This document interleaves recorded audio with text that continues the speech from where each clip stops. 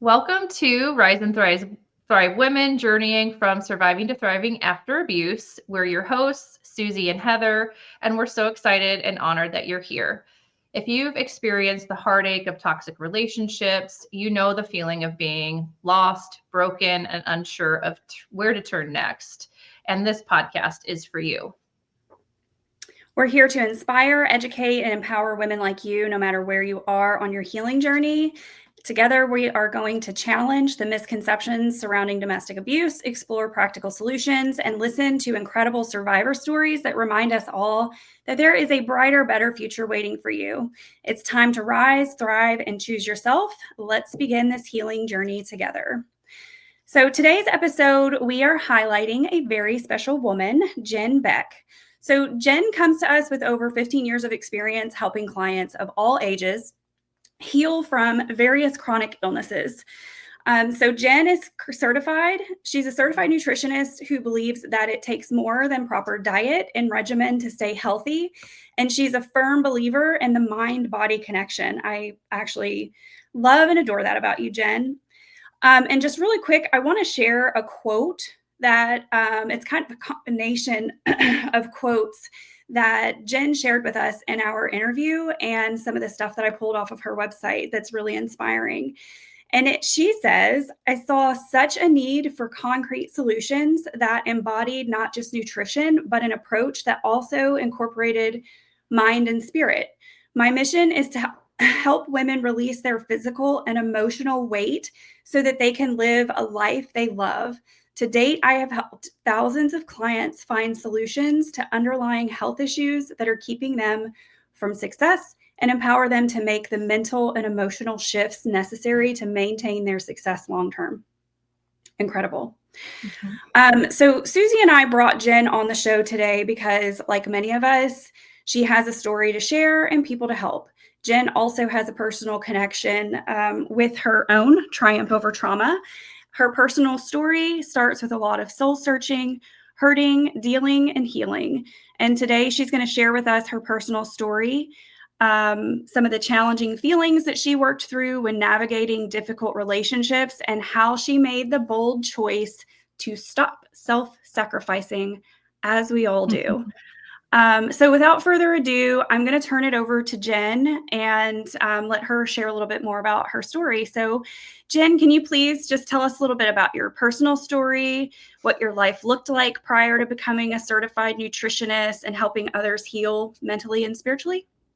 Yeah, I'd be happy to. Thanks so much for having me, Susie and Heather. This is just an incredible space for women to learn and to raise their awareness and to find solutions for healing. So I'm excited to be here with you.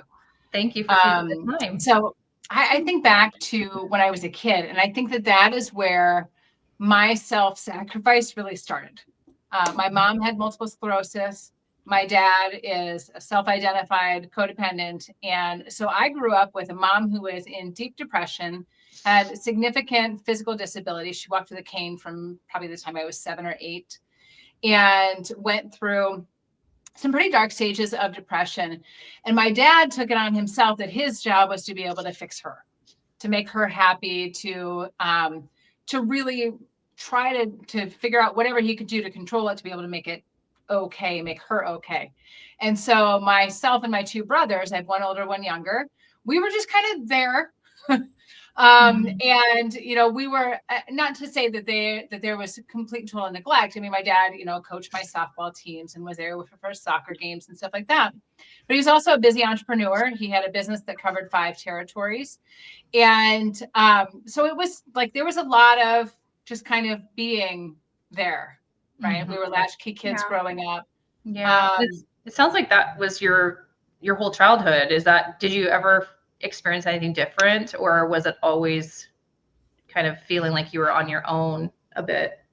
I mean, there were moments like I remember, vivid memories of really feeling like that special little girl. Like there's pictures of me dancing on my dad's, my feet on top of his at weddings and things like that. So there were definitely moments. Holidays for me were a big thing. I remember when we were kids, after church, we got to go to this in-town bakery. We lived in a small town of 10,000.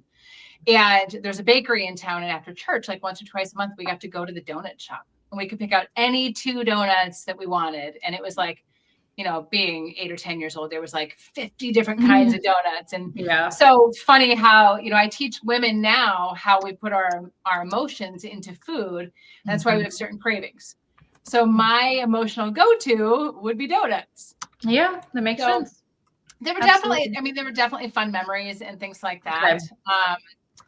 And, honestly, I don't know that I have a ton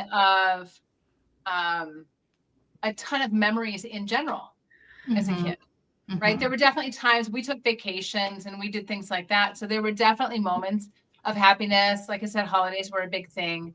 Sports for me is probably when I connected with my dad the most.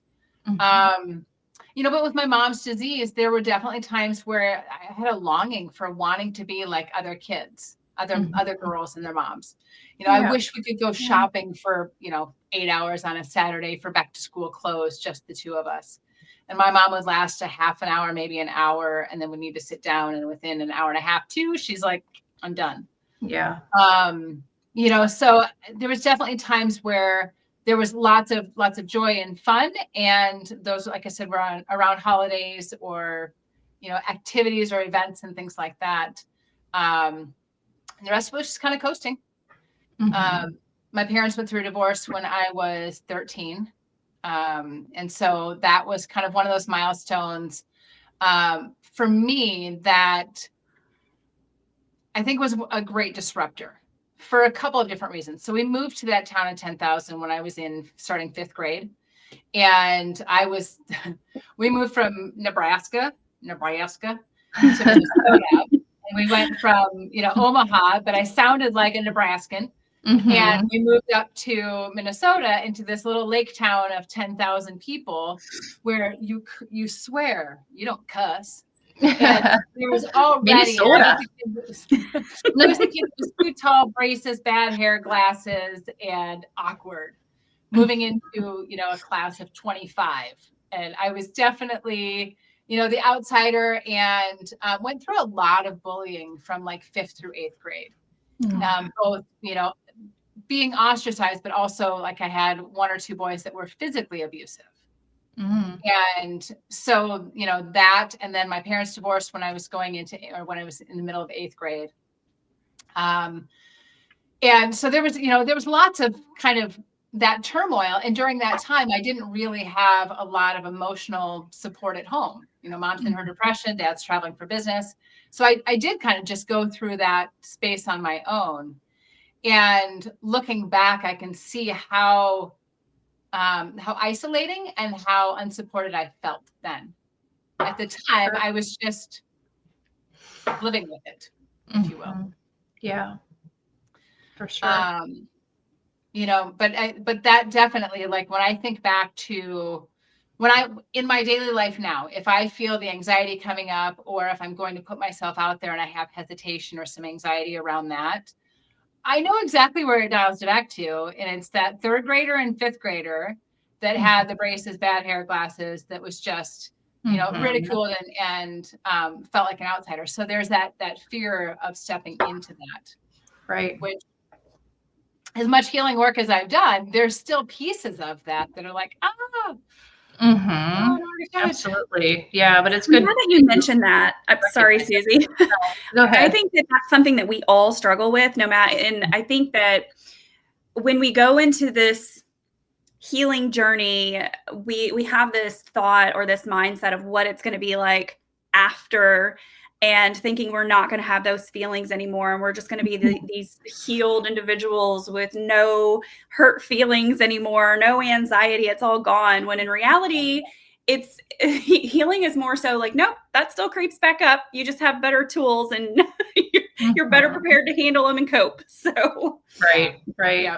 But a big part of it is in the healing process, I think, is looking back to your childhood and the relationships you've had and these experiences you've had to gain that understanding of why do I react this way now as an adult, or why do I find myself in these relationships as an adult? So I think I'm so thankful for you just to share your story. And, the experiences we have in childhood are all so different, but those relationships with our parents have such a big impact on our adult lives and relationships too. So Yeah. maybe we segue into that a little bit. And if you're comfortable just sharing kind of how did that propel you then into adulthood and experiences that you had? Yeah. So I think, so when my parents divorced, there was, so my dad took custody of the three of us. Mm-hmm. And so there were definitely times where, like I think back to some of those segments of my dad said, well, you're either moving or I'm taking the kids and moving. And so there's not a lot of choice. My perception was there's not a lot of choice for women. Like you just kind of get what's handed to you. Mm-hmm. And at the same time, my mom attempted suicide due to her depression and the divorce and things like that. And, at the time I remember thinking like, was I not valuable enough to stay? Right. There's so much of that personalization. So I think that was a huge point for me. And then my dad dated a little bit. And when he decided he was going to start dating, I had become the woman in the household. My older brother was 2 years older than me. I was 14 and my younger brother was 12. And I was the one that was put in charge. Like I was given the grocery money. I can't drive, but I get the grocery money if my dad goes out of town. Mm-hmm. And so there was already that responsibility of like, it all falls on me. I've got to figure it out. I've got to make it all happen. And I remember a conversation my dad and I had when I was probably 14. And he's like, I'm thinking about starting to date again. But I don't know. I want to think about what's best for you kids. I don't want to put you in a bad place, and things like that. And I'm counseling my dad. I'm like, no, you got to do what you need to do. And I'm telling him to go live his life. Mm-hmm. And again, stepping into that like adult role. So I was the woman of the house for the next 4 years after the divorce. And then my dad started dating someone in my senior year, and they started dating in the summer and they were married in the day after Thanksgiving. Very fast. Yeah. She lived in Portland. We lived in Minnesota. Oh, wow. I met her once for a week and then saw her again the day before the wedding. And that was it. Mm-hmm. So it was very fast. Yeah. She is, I love her to death now, but she was at the time a woman who never had kids, never wanted kids. And here she is inheriting 3 teenagers and moving halfway across the country into an adult role in a new marriage and assuming that role. Challenging situation for everybody involved, it sounds like. Yeah, absolutely. Yeah, and, but I'm sure very much so for you. Yeah. The day before they got married, I remember walking into the kitchen, it's Thanksgiving, and I'm like, what can I do to help? It'd been my job to help for the last 4 years straight. And she goes, oh, you just go hang out with the rest of the kids in the kitchen. We don't need you. And it was like, oh, I'm being replaced. And then there was a scenario the next day. They had, my dad and my stepmom were standing there talking, and they had a corsage that was, they didn't know who it went to. And they're like, well, we maybe we did get it for Aunt Ree, my dad's aunt, who was his last parental figure. And they're like, no, she said she didn't want one. Well, maybe we got her one anyhow. And I'm standing behind there going, hey, I'll take it. Hey, remember me? I'll have it. And whether I said it loud enough, they didn't hear me, they ignored me, whatever, but they ended up giving it to her. So it was like, oh, now I no longer am dating the little girl, and I've been replaced, and now I'm invisible. And it was such a turning point for me in that moment, because I literally felt like I had just been pushed out of my own family. And I developed that belief, and I really anchored that for years. They got married, and the 2 weeks after I graduated high school that year, I was out, and I moved in with a guy who was actually my older brother's pot dealer. Not that it had anything to do with pissing my dad off or anything like that. No way. No, nothing to do with that. No. So I moved in with him, and then within the next 3 months that we lived together, he ended up cheating on me with my best friend from high school. Knocking her up. So I left him, and and it was one of those things where there was so much abuse in that last, like that little 3 months. Looking back at how that just really devalued me and just annihilated my self-esteem at that time. Yeah. You said did you say you were still in high school at the time, or you had just I finished? just graduated. Just graduated. Okay. Just So graduated. yeah, still very young. And yeah. And I mean, like, I didn't go to college right away because, my dad wanted to send me out to some cornfield. And I'm like, well, F that. I'm not going to some middle of nowhere school just so you can get rid of me. So I made, my own rebellious little decisions. And yeah. And like some of those moments where I put myself in a situation where I just allowed myself to be treated like I was nothing, and managed to end up with somebody who, like, we were at the state fair, and you know how they have those like guess your weight games. And at the time I was 5'11", almost 6 feet tall, and I weighed 145 pounds. And because of my height, nobody could ever really guess my weight. They always guessed me thinner. So I go, okay, so you guys go stand over here on the other side so you don't know you don't see my weight. It was the boyfriend, the best friend, and his brother. And I step on the scale. His brother runs over, looks at the weight, runs back, tells my boyfriend at the time. And as I'm walking back over to the group, he yells, "No wonder I don't sleep with you anymore." Wow. And it was like, and that for me was that first, like, oh my God, I am so unwanted and fat and all of those things. Wow. And so then what do? I start dieting. Like, do you know what I mean? It was like, it was that moment of like, I am so worthless in that moment because I'm overweight.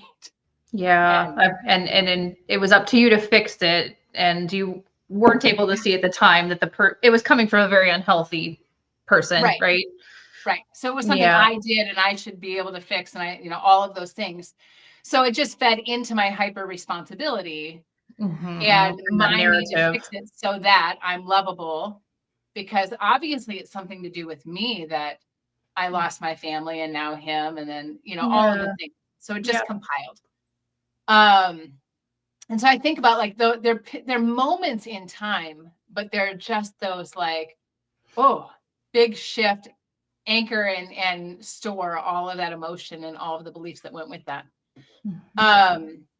And so fast forward a little bit, I ended up in a car accident and I had to move back home with my parents. So now I'm 19, back at home, no car, no transportation, under their rule. And so again, rebellion kicks in. So I have friends. So I go out 6 nights a week and, drinking and, whatever was the opposite of what they wanted me to do. Yeah. Being 19. Yeah, big 19, Being 100%, 19. but like 19 to the extreme. Some unhealthy behaviors in that. And kind of the last straw was they wanted they were hell-bent on me getting a job. And I still had swelling and stuff like that in my feet from the accident. I was 19 running around in a mini skirt and heels in essentially a blizzard, driving when I got in the car accident. Like, oh no. Oh, really smart. So anyhow, so I ended up having some damage to my ankles and swelling and stuff like that, and a little bit of frostbite. But so I was doing resumes and stuff like that was going nowhere because I was a high school graduate with no skills other than working in a drugstore for a couple of years. Yeah. And so they told me that I needed to get a job. So they would drop me off at a mall in the morning in a suit and heels. I would walk around the mall all day. They would pick me up for lunch and then drop me off at another one in the afternoon. And so I'm still having foot pain and everything else. So now I'm mad because now it's not just the fact that I have to get a job, but now it's the next level and so on. Right. Anyhow, it gets to a point where they're like, you either need a job this week or you need to move out. You need to stop going out at night. It's disrupting your brother. You need to stop that or move out. So I moved out. And I moved in with my mom. And shortly thereafter, I met a guy and we dated for a few months and ended up moving in together relatively quickly. Not quite as quickly as after high school. But we ended up going and moving to South Korea for a year. And what a growth process and an adventure, and, just opened my eyes to so much about me and what I could do and how I could navigate. I went over there, like the first 6 weeks I was over there, I thought this would be a great adventure for us to do together. But he worked 45 minutes away, 14 to 16-hour days, 6 days a week. Wow. So we came back after 6 weeks and I'm like, I'm not going back. And he's like, yes, you are. You're the one that told me to sign up for the year. And I'm like, well, I don't want to. And he's like, sorry. And I had enough integrity that I went back because I had committed to doing it. And when I was there, I started teaching English just, with some executives from Johnson & Johnson and Tupperware, just conversing with them. But to do that, I had to learn how to take a taxi from our apartment to the train station, take the train up to where he was, pick up the company car, and then drive on Korean roads. Wow. To where I was going. Wow. What an adventure So, for sure. I know. I'm Sounds like, I amazing. want to do it. I do too. Yeah. Can I just take a year and go to South Korea? I'm down. Anywhere, Right. just anywhere. Drop me somewhere where I don't know where I am and I have to figure my way out. Just Sounds promise fun. me it'll be safe. Yeah. Yeah. So I love Amazing Race now because it's kind of like that. I like that show Minus too. the challenges. Yeah. But it was such a growth opportunity for me. I came back and, I started bartending. And when he's like, well, you need to call me by 10 o'clock if you're not going to be home at 10 o'clock. And I'm like, well, you know where I am. So if you need me, call me. And because I had the independence that I had developed, we ended up parting ways probably 6 or 9 months after that. And then I started working for a company in direct sales and nutrition. And I lived in 7 states over the course of 5 years. And most of the dating I did was long distance. Why? Because it was easy. And I could focus on my career and I could do like one of these, like, oh yeah, I totally want to get to know you and spend time with you. Right. Just not too close. It was safe. Easy and safe, it sounds like, for you. Yeah. I mean, to the point where I moved back home for a little while with the company and I started dating somebody and we were together for probably 6 or 8 months. And I was like, oh, I need to take somebody from my team and move them to Iowa. So I'm going to move there. And then when I get them set up, then I'll move back. And just happened to be right when things were getting really serious. And I'm like, peace out. Yeah. And I remember him going, I'm working on myself right now. And I don't know when you come back if I'm still going to be around and you won't get to enjoy the me I'm becoming. And I'm like, oh. Okay. So we dated on and off for a few years and ended up getting back together when I moved to Ohio, where I am now. And I just remember him constantly telling me I should go out on my own. I should do this. I should do that. And so nothing I was doing was ever good enough. I'm like, how interesting this pattern continues. Like, Jen, can you do me a favor? Can you repeat what you just said about what he said? In terms of him working on himself. Oh, sure. He's like, I'm working on myself and I don't know that by the time you get back that I'll still be here and you won't get to enjoy the person I become. The new version of me. And the reason I'm asking you to repeat that is because it happens so often where we have a fear of missing out on potential. And that's all it is. I mean, they convince us that they've changed and they've turned into this amazing person that we've been longing for, right? But that's just another manipulation tactic that they use to kind of keep us on the hook, longing for the future view of what this could be, but isn't right now. Sorry, go ahead. No. Good call out. I mean, 100%. And so if we jump to the next relationship, so the reason we broke up is because on one of our breaks, he had gotten somebody pregnant, but I found out about it when we were back together. So that's two relationships not cool. that ended in infidelity and pregnancy. Okay. Right. And so then fast forward I was here. So it was probably within another 6 or 8 months. I was working all the time. My girlfriend's like, you just need to meet people. Like, get out of the damn office. Go out and meet people. And I was like, all right, well, I did online dating when I was in my late 20s. So I guess maybe I'll try that again. So I was on there for a while and didn't really meet anybody. And then had this weird thing happen where I saw a guy on Yahoo and he wasn't there anymore. And then I saw him again on Match. And on Match, we were like an 87 or 90, 93%, 90, some insanely high match. Mm-hmm. So we messaged back and forth. And then he worked nights, I worked days. So we emailed for like a month first. And you know how when you first start dating people, you go into these long, in-depth, like, well, if you could have dinner with anybody in the world, who would it be and why? And like just philosophical things, and really got to know each other through email. Mm-hmm. So then we finally met, and it was like, you know, like Instant fulfilled, like yeah. Connection. Yeah. Yeah, because he knew exactly what to say and how to say it and all the things that I needed to hear then. Yeah. And we bonded over trauma. Mm-hmm. Hindsight, not a good thing to do. Right? But his mom I was had going to put some questions in there about that. Sorry, Jen. I was going to put some questions in there about that, but I think just highlighting that when we're out looking for dating partners and we start the conversations off with things that we've lacked in our childhood, things that have hurt us in the past, it is a narcissist playground. I will just say that. Yeah. It's an emotionally abusive person's playground. It is a cycle, like people who live to manipulate and twist, and they want to kind of keep you in that position where you're constantly wondering or chasing. Bonding over those sort of stories it's never a good idea, because you can't trust everyone with your truth. I'll just say that. Right. Sorry, Jen, go ahead. Yeah. No, and I wholeheartedly agree with that. I mean, there was something that I had shared with him early on in our relationship, and it had never come up again throughout our entire relationship until I asked for a separation.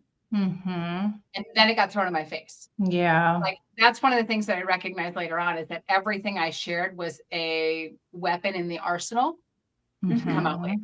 Yeah, that's what I was going to say on the heels of Heather's comment, is the things that you disclose at the beginning of the relationship when you are being vulnerable typically are weaponized against you somehow at some point. So it sounds like that was definitely the case. Yeah, and I had no clue about emotional abuse, narcissism, like anything like that. Yeah. It just wasn't in my. We're just surviving. Right. Why would we? We're just surviving. Right. Exactly. Yeah. Right. And and he was everything. He, like, all of the things that were important to me, like our first date, picks a restaurant that I love sushi. And he doesn't just order sushi, he orders the boat of sushi. Mm-hmm. Right? Enough to feed like 6 people. Yeah. Well, they send out the wrong one. So then they go back and they bring us another boat of sushi. Oh my gosh. Right one.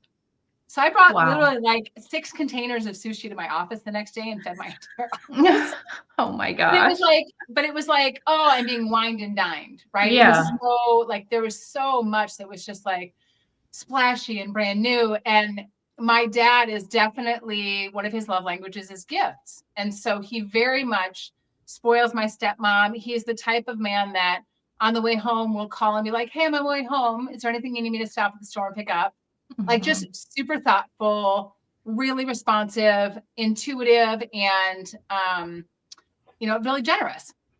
And that is exactly who he was. And there were so many similarities between the good parts of my dad and the good parts of him. Mm-hmm. And it was all of those things. And I mean, the special little moments and the stories that I heard about, how he was and who he was with his ex. And, we cooked dinner for her and her son all the time. And he bought her, Coach purses and just showered her with stuff and all of the things. Right. Mm-hmm. And during our divorce and separation, he goes, I cooked for her like once. I bought her one Coach purse. I was like, oh. Wow. The truth comes out. Holy cow. Jeez. and both of us have been cheated on before. And so we both, are like, I will never date anybody. I will never do that to anybody. And I really, like, looking back, I really wanted somebody who would never leave me. I wanted somebody who needed me and who I could be, he was really sweet. He was really caring, but he was also, I would say, more shy or insecure. Like our third date, we had a great time and we sat in my driveway for like 45 minutes holding hands. And finally gets out and we're just sitting there talking and I'm like, okay, so what are we gonna do here? Like, we still haven't kissed at this point. And he gets out and he gives me a hug. And that was it. And I'm like, okay. And our fourth date, he's like, so I think I'm ready to let go of my Match account. What do you think? And I'm like, in my head, I'm going, I don't know. I didn't even kiss you yet. Not like, yeah. Can we see if there's chemistry first? Right. And so caught an he's ick like, yet. Huh? I haven't caught an ick yet. Yeah. Right. And so we'd gone to dinner. He had this whole thing planned out where on a third date, we were going to go ice skating after dinner. Well, ice skating was closed by the time we got there. And so that's why this big delay happened and there was no third kiss on the third date, because that's the perfect scenario of what it was supposed to be. And so on the fourth date, he's like, what do you think? What do you feel? I'm like, here's the deal. I like spending time with you. I'm going to continue spending time with you until I don't enjoy spending time with you anymore. And at that point in time, you'll be the first to know. Outside of that, like, I don't know what to tell you you should do with your Match account. That's where I'm at right now. And so they closed the restaurant. We're standing outside and he's talking about missed opportunities and he's talking about the third date. And I'm like, the missed opportunities are the only ones that you don't take action on. And so he keeps talking. And I'm like right now would be a perfect time for you to put your arm around because it's freezing out here. It's raining and I'm cold. And he keeps talking. And so I literally grab his arm, I put it around me and he keeps talking. And I literally grab his shirt and I kiss him. And he's devastated because our first kiss happened underneath the awning at Chili's. That's funny. But it set the stage for the rest of our relationship because like the first time he proposed was we had come back from Mexico for my birthday. We're laying in bed. He asked me if I would marry him and he gives me a cigar band for the ring. And then he asks me, where's your ring? And I'm like, it's a cigar band. If I wear it, it's going to fall apart. And so he gives me a different ring. Right. So he gives me a different ring. This one's a Claddagh ring that he happened to have. And so that became my promise ring. And then the third time he proposed, it was as we were driving through Tennessee and he's like, hey, you want to get hitched? There's a drive-through chapel. And that was my third proposal. So I don't take any of these seriously. If he waits that long to kiss me, like, right. Clearly that's not the real deal. So it just, there's so many things where it's like looking back, now knowing what I know now, right. It would be a red flag then. Right.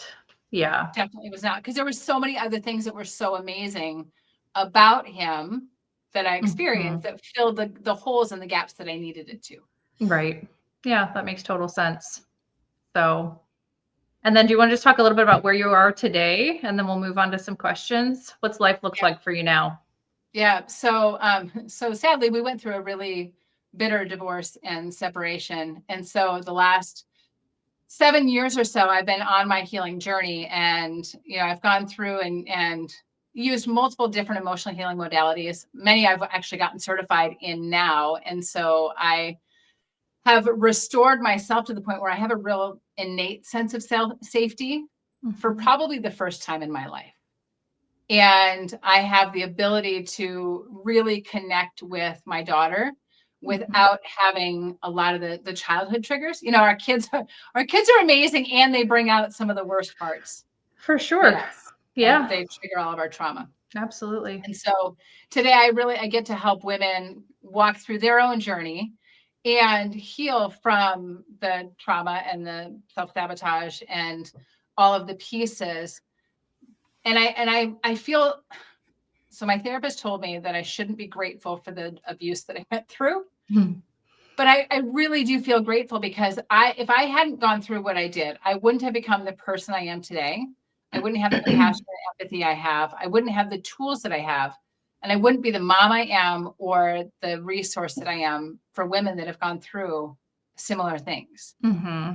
Yeah. And so, to both of you, it's creating that safe space. It's helping us work through and walk through our journey to the other side.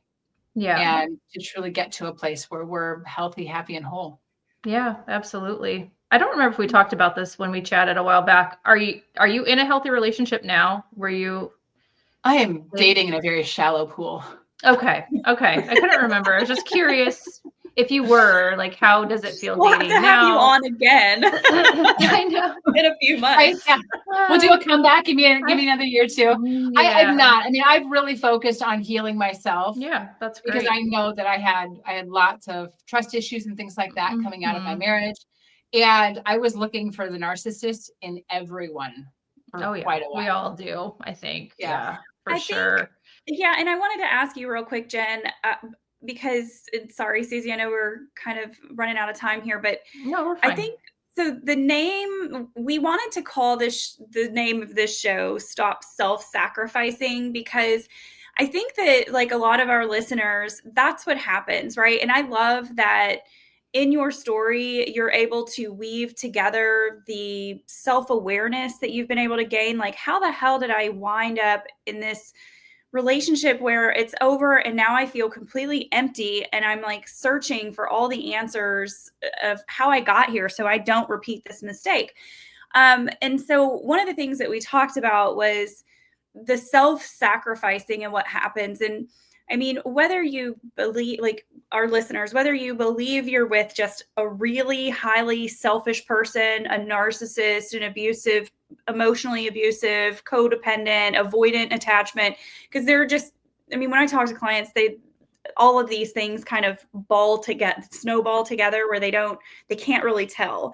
And so I guess the long-winded question I'm asking you is, can you talk a little bit about the realization, like, where were you when you made that decision? Like, I can't do this anymore. Like, I feel like I've lost so much of myself that I need to find who I am again. Can you tell a little bit about, like, kind of where you were, and how you reached that conclusion and how it led you to help others heal through this nutrition program that you offer? Sorry. Yeah. So the nutrition piece came in. My mom, at the age of 49, went from living on her own to being in a nursing home in 6 weeks. And that's where I was like, I don't want to end up where she is. And I would do whatever I could to be able to help her. She was always my safe space. She was always my connection to my family. She's the only person I really felt like I had a home with after my dad remarried. So, she had always been kind of my touch point.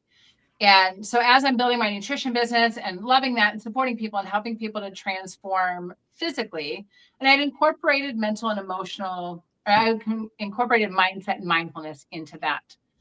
And then I was probably 8.5 years into my marriage and had put myself on a shelf.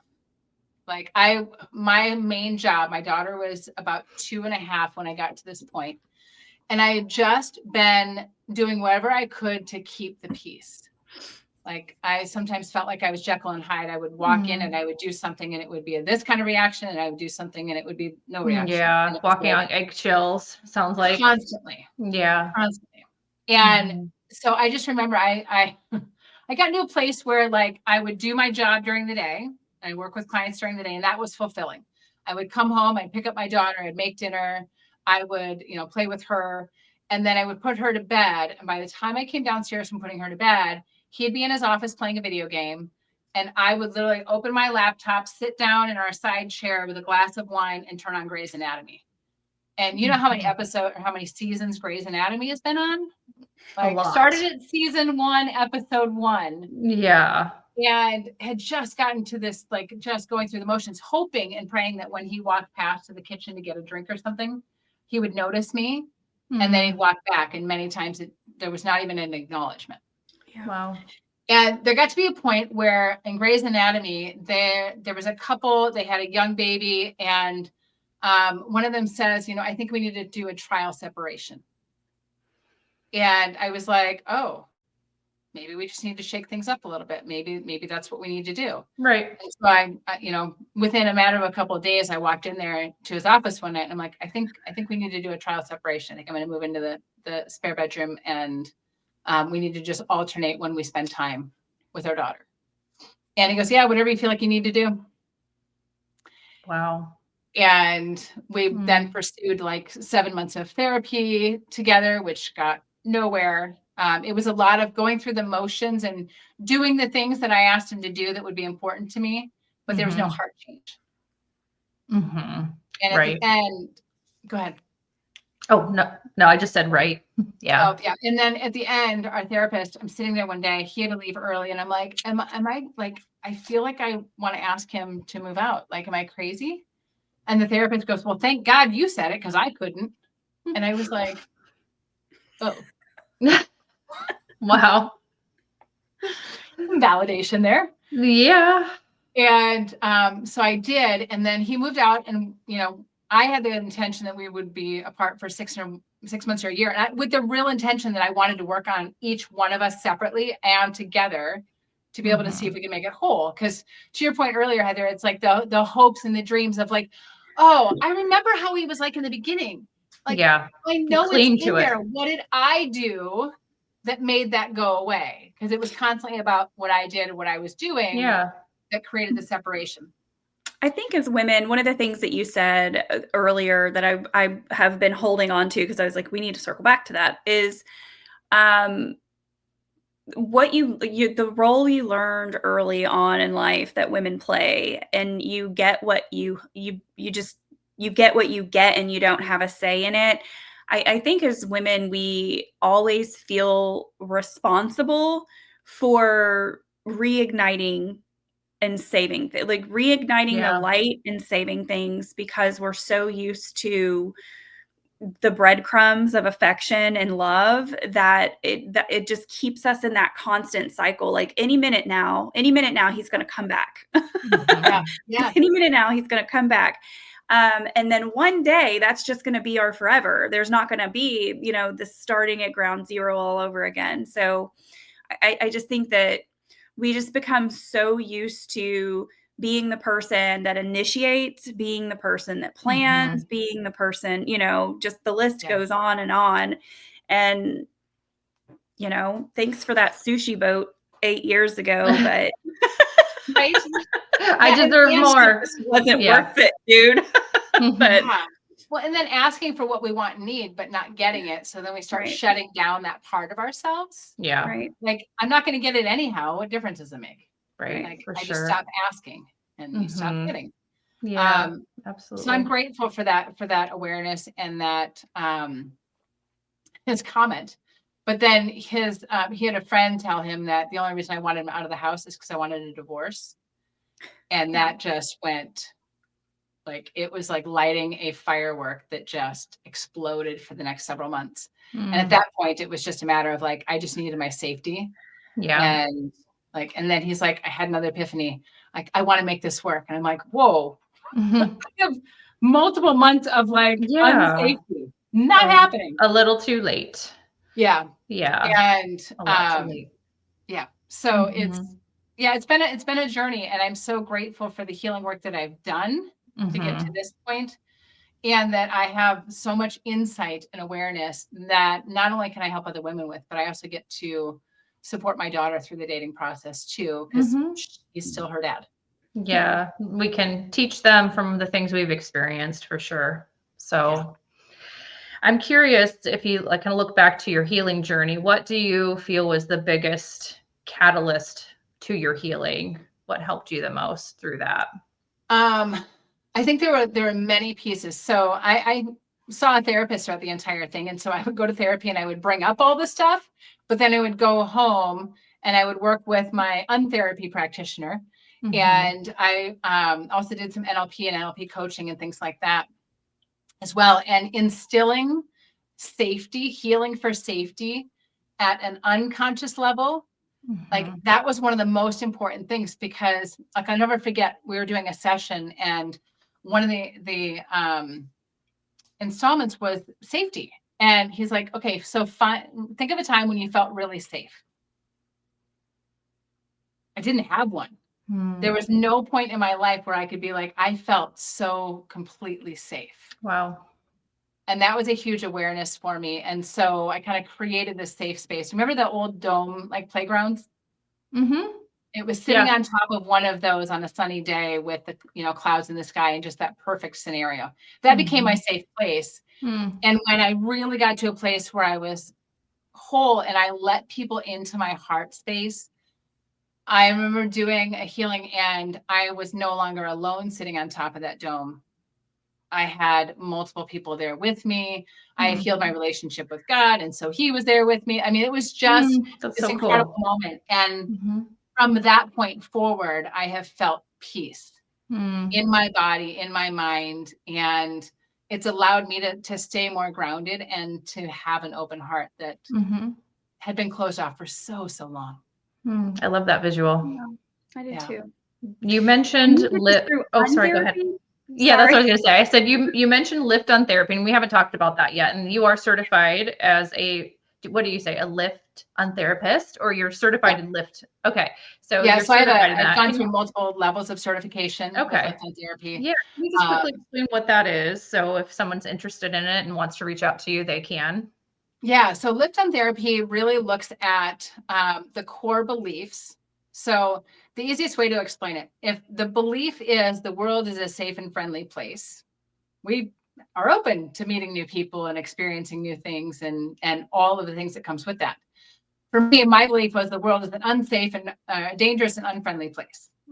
And so even just that one filter can change the way that we experience life, that we see life, that we experience and see other people, the openness we have. And so, like, this is my book. Wow. On every page in here, there are dozens of statements that, like positive and toxic statements, that we're looking at what are the specific beliefs that are keeping us stuck. And it's anything from safety to interpersonal relationships to success to health to you name it. It's in all areas of our life, because as we're going through life, we pick up all of these different beliefs, whether they're inherited from our parents or they're things that we're influenced by or things we experience, but we develop all these beliefs, but they're what run the show. Right. So if we have all these unconscious negative beliefs or limiting beliefs, we can't truly step into our greatest and highest self. We can't truly step into our full potential. And so Lift heals that for all the different parts of us, which is, in my opinion, is the most thorough and specific healing modality out of all the ones that I've used. But because it is so thorough, the healing that it does is permanent. Like it locks it into place at an unconscious level versus conscious. Like if you think about affirmations are awesome. You say them 100,000 times, they're in your conscious brain. But the second we go into an unsafe place or we get triggered by something, we're going back to the limiting belief, because that's where our limbic brain goes. That's where our fight or flight is. Right. And so Lift dissolves that completely and installs the positive in its place. Very cool. No, I thank you for explaining that, because I think that is especially, that type of therapy sounds especially relevant and could be so helpful for people who have experienced abuse in relationships. And there's so many stories that get ingrained in our brains from our abusers. So Heather and I are coaches, but we encourage people to, if someone in our audience resonates with you, to reach out to you. And, I think that could be something super helpful. So maybe we wrap up then by just kind of telling people how can they find you and learn more about your services. Yeah, so you can go to CompleteHealthRevolution.com. That's my main website. There's an entire page on there that explains Lift UnTherapy. And then for somebody that is in that space where they're ready to heal, and I so value what you and Heather do, what Susie and Heather both do, because it is a lot of it's the guidance, the hand-holding and the space and the coaching that helps us to get to that next level. And I come alongside a lot of coaches doing the unconscious work while they're doing the conscious work. And so it's a beautiful Cool. pair Oh, together. a little team. Well, maybe we can be a team someday. Well, I That'll like be the awesome. breadcrumb analogy. I mean, I don't believe that there's a one solution for all. When we're on these healing journeys, they happen in phases, and whether it's with a coach, a therapist, both, a little bit of, Mhm.